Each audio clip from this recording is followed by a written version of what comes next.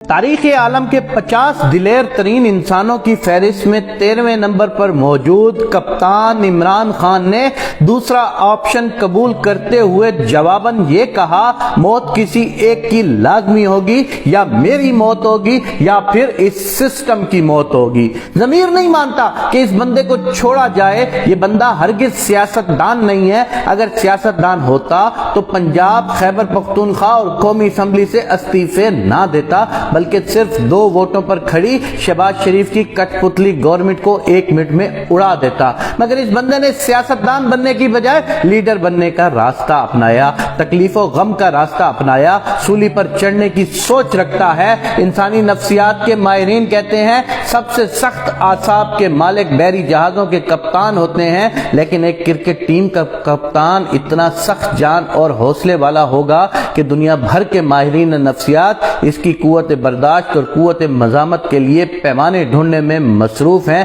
لیکن ابھی تک یہ اندازہ لگانے میں ناکام ہے کہ کپتان کے اعصاب کتنے مضبوط ہیں۔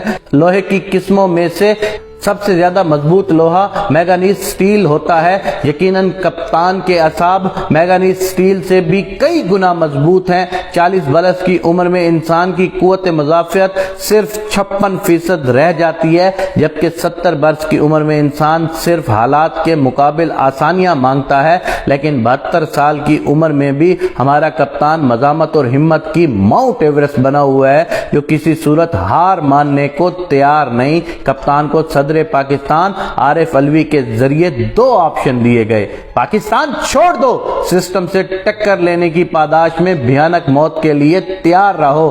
تاریخ عالم کے 50 دلیر ترین انسانوں کی فہرست میں 13ویں نمبر پر موجود کپتان عمران خان نے دوسرا آپشن قبول کرتے ہوئے جواباً یہ کہا، موت کسی ایک کی لازمی ہوگی، میری یا اس سسٹم کی۔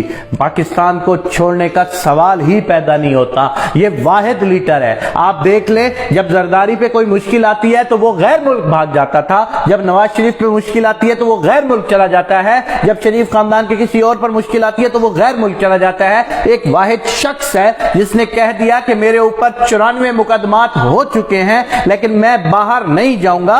اس کا نام بھی ECL میں نہیں ڈالا کیونکہ اسٹیبلشمنٹ کو بھی پتا ہے کہ یہ شخص باہر نہیں جائے گا، اس کا جینا اس کا مرنا پاکستان میں ہے۔ تو ارے بیوقوف پاکستانیوں، تم کس چیز کی سوچ میں ہو؟ تمہیں انتظار کس کا ہے؟ کیا تم قیامت کے انتظار میں ہو جب تمہارے ہر گھر میں کرپشن کا انبار لگا ہوگا، تمہارے گھروں میں روٹی کھانے کی نہیں ہوگی، تمہارے گھروں میں تمہاری آل اولاد ایک دوسرے کو چھین چھین کے نوچ نوچ کے کھا چکی ہوگی؟ تم کیا اس وقت کے انتظار میں ہو جب پاکستان کے ٹکڑے ٹکڑے کرنے کے لیے یہ سارے لوگ آگے آ چکے ہوں گے؟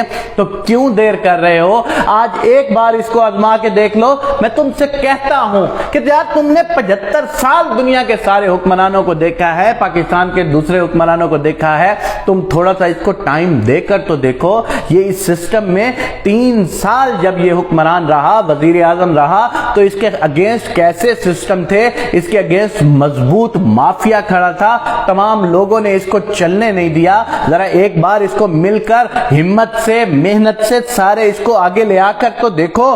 دیکھنا اگر یہ کچھ نہ کر سکے تو یقین مانو پھر بھی ڈور عوام کے ہاتھوں میں ہوتی ہے۔ اٹھا کے باہر پھینک دینا اس شخص کو، اٹھا کے کہہ دینا عمران خان تم جھوٹے تھے، تم مکار تھے، تمہیں بے شک کسی چیز کی سمجھ نہیں تھی، تم جاؤ یہاں سے، پاکستان چھوڑ کے چلے جاؤ۔ لیکن یاد رکھنا کہ جس دن وہ مایوس ہو کر خود چلا گیا نا، تو اس دن تم بیٹھ کے رو گے، تمہیں ذرا بھی سکون نہیں آئے گا، کیونکہ پاکستان ان مافیاز کے ہاتھوں سے نکلنے کے لیے یہ آخری ہچکولے کھا رہا ہے۔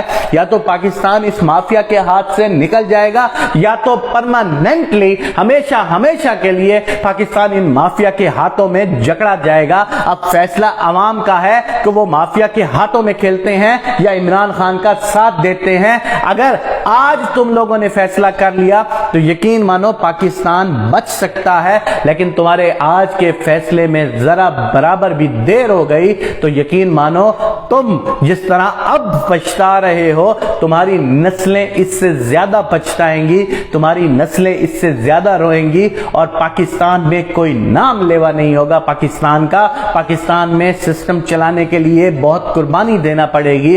تو ہمیں اپنے مولا سے، ہمیں اپنے اللہ سے، ہمیں اپنے پروردگار سے پاکستان کی بہتری کی دعا مانگنی چاہیے کہ اے میرے پروردگار تو ہی پاکستان پر رحم فرما۔ اگر تو دیکھتا ہے، کیونکہ دلوں کے بھید تو ہی سب سے بہتر جانتا ہے، اگر عمران خان پاکستان کا سچا لیڈر ہے تو پھر اس کی مدد فرما، اگر اس کے دل میں بھی کوئی ایسی ویسی بات ہے تو پھر عوام کو حوصلہ اور شعور عطا فرما۔ آمین یا رب العالمین۔